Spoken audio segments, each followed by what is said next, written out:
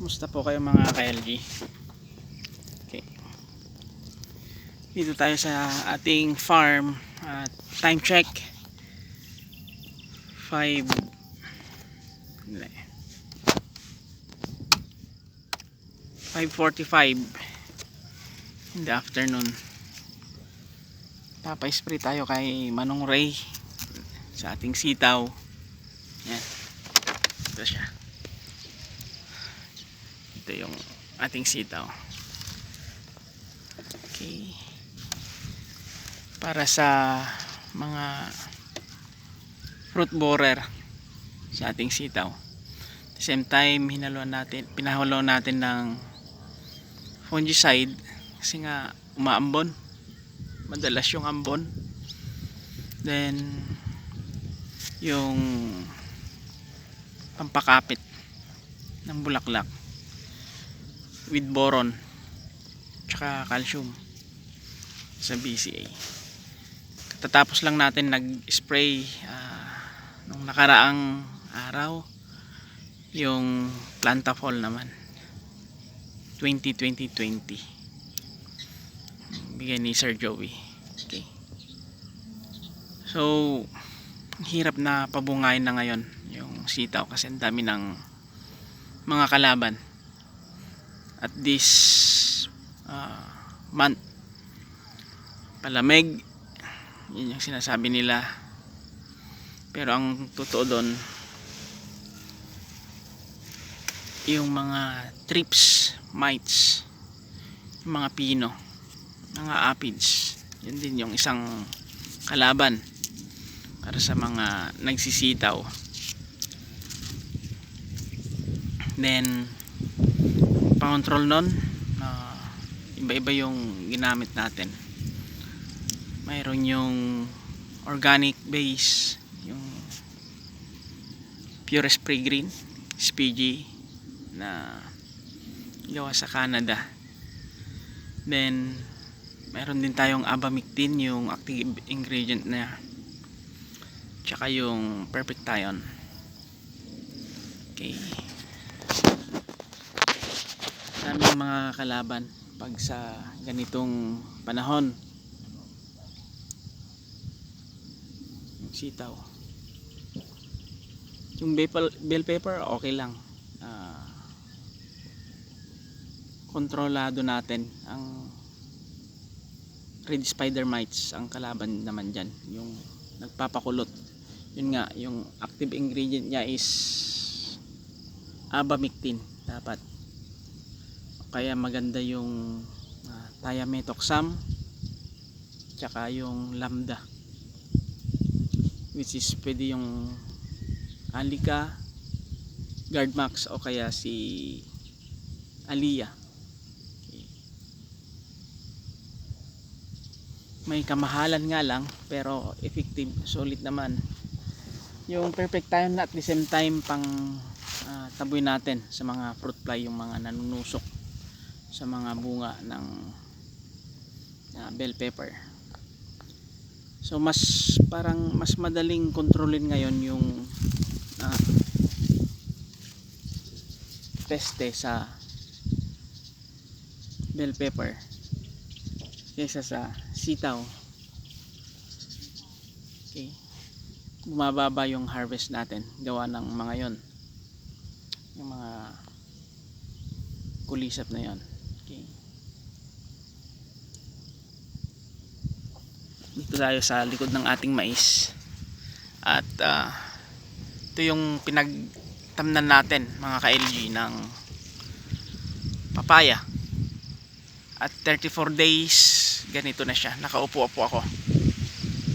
So ito yung tangkad niya. Okay, nakapatong tayo sa kawayan, nakaupo sa kawayan. Mabulas pala yung pinanggalingan ng papaya, unlike doon sa hindi natamnan, pinagtamnan ng palay. Mas mababa siya doon, mababa yung ng konti.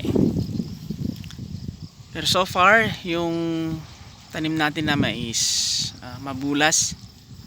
Ito pala yung seed production. Okay, may male tsaka female. I-update natin pag tayo ay magtatanggal na ng tassel yung sa babae. Yung babae 6 rows, then yung lalaki naka double row. In every 6 rows may double row na lalaki. Yung lalaking mais na yon, which is yun yung part na yon, makapal. Yun lang yung maiiwan yung tassel. Yung 6 rows na female, madiditassel ho yun. At yun yung magiging hybrid, okay, na tatanim na commercial na mais. Hopefully mag-prosper ito, kasi ito yung first try natin mga LG. First try natin na magtanim ng mais na seed production.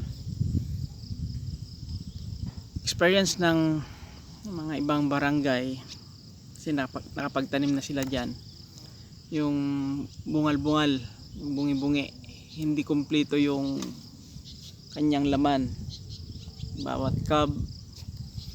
So expected na magaan, although ang price nito naka fix na po. Okay, naka fix na yung price compare doon sa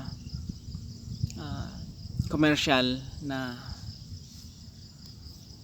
naglalaro. May fluctuation, pwedeng bumaba, pwedeng tumaas. Last year yung yung harvest natin, naibenta natin ng 13. Yun yung basa, yung after harvest timbang kagad. Then rule of thumb plus 5 yata pag dry. So ang moisture content ng dry is 14, at least 14 yung MC nya 14%. Itong seed production is kukunin, iha-harvest na, titimbangin kasama yung cob, yung balibal, okay, at 28 moisture content times 2 yung pag sa dry sa commercial. So kasamang titimbangin yung cob, okay, at the rate of 25 pesos. Then magpa-plus 1 peso if you hit yung target nilang 4,500 kilo per hectare. Okay,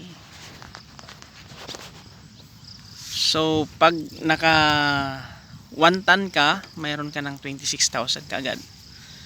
So pag na-hit mo yung